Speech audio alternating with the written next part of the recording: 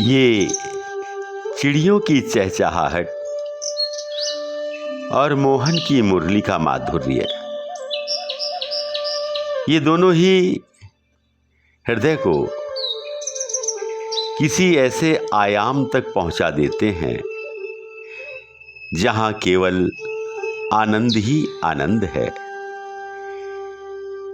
किंतु इस आनंद को पाने के लिए जिस सूत्र की आवश्यकता है वो तो गिरधारी ने गीता के माध्यम से पहले ही हम सबको बता दिए हैं। गीता का प्रत्येक श्लोक स्वयं में आनंद भरे जीवन की घाटी में जाने का रास्ता बताता है। दूसरे अध्याय के 50वें श्लोक में हमारे मुरलीधर कहते हैं, बुद्धि युक्तो जहाति उभे सुकृत दुष्कृते तस्माद्योगाय युज्यस्व योगः कर्मसु कौशलम। अर्थात समबुद्धियुक्त पुरुष पुण्य और पाप दोनों को इसी लोक में त्याग देता है, अर्थात उनसे मुक्त हो जाता है।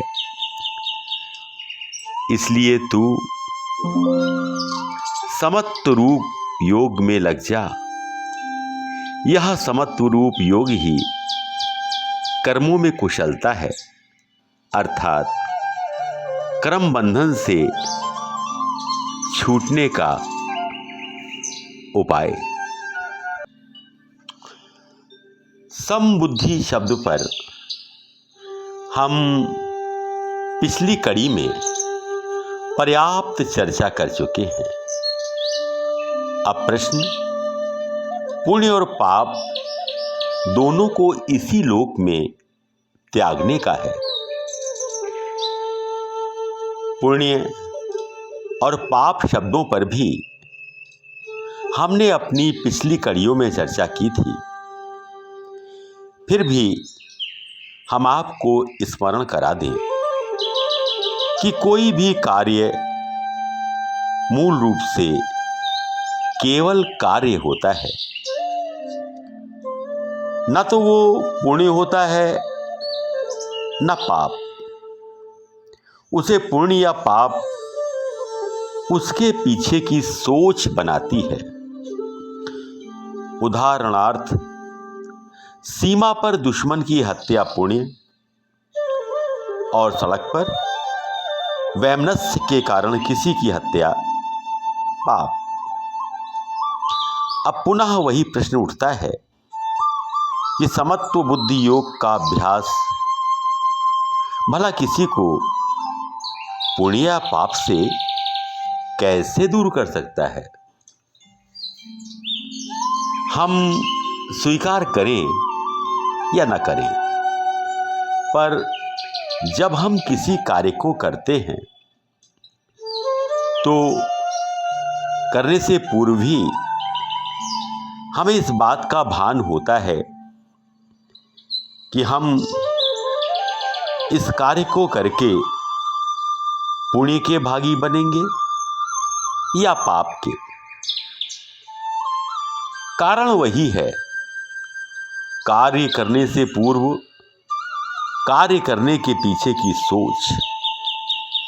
उदाहरण के लिए मान लीजिए कि आप अपने किसी अधीनस्थ की बेटी की शादी में 10,000 रुपए का सहयोग करते हैं, तो आपको पहले से ही भान हो जाता है कि आप एक शुभ कार्य करने जा रहे हैं।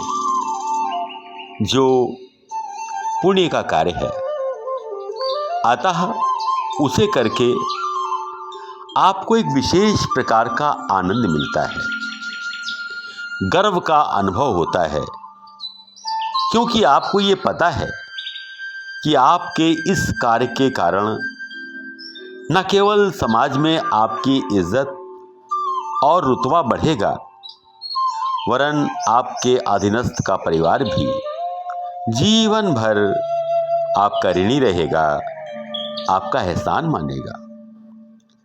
इसी प्रकार अगर आप कोई भी छोटा या बड़ा अपराध करते हैं तो आपको सदैव इस बात का एहसास रहेगा कि आप कुछ गलत करने जा रहे हैं।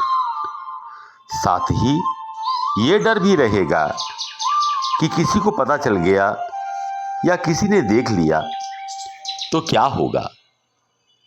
यह पाप बोध ही मन में कुंठा को जन्म देगा, जो व्यक्ति के तन और मन दोनों को प्रभावित करती है। किंतु यदि किसी ने समत्व रूप बुद्धि का अभ्यास कर लिया है तो पहली बात तो यह है कि वह केवल सम्मुख आए कर्तव्य को अपनी विवेक बुद्धि से निर्णय लेकर करेगा। और दूसरी बात यह है कि उसे क्योंकि बिना राग या द्वेष के किसी भी कार्य को करने का अभ्यास है, इस कारण उस कार्य को करने से उसे मात्र कार्य को करने का संतोष मिलेगा, आनंद मिलेगा, न तो उसे पुण्य का अनुभव होगा न ही पाप का। इस कारण उसका मन भी समान अवस्था में रहेगा, अर्थात न तो उसे आनंद की अनुभूति होगी और न कुंठा की। इसी कारण मदन मुरारी कहते हैं कि समबुद्धि युक्त पुरुष पुण्य और पाप दोनों को इसी लोक में त्याग देता है। दोनों का ही उसके लिए कोई महत्व नहीं रहता। पाप और पुण्य दोनों ही भावनाओं से ऊपर उठकर वह एक ऐसे आनंद लोक में विचरण करता रहता है जहां न तो क्षणिक प्रसन्नता का स्थान होता है, न हार के कारण उत्पन्न अवसाद का। न तो उसे असफल होने पर हीन भावना सताती है और न ही सफलता उसे उच्च भावना से बांधती है।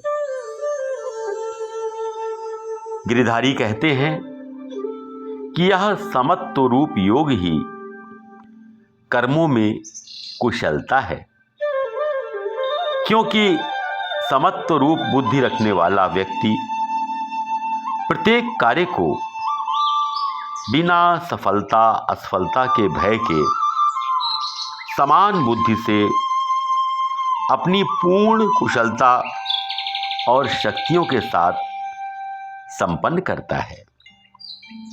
इसी कारण कर्म बंधन उस पर लागू नहीं होता, अर्थात वह कर्म बंधन से छूट जाता है, अर्थात वो कर्म और फल का जो बंधन है उससे मुक्ति पा लेता है।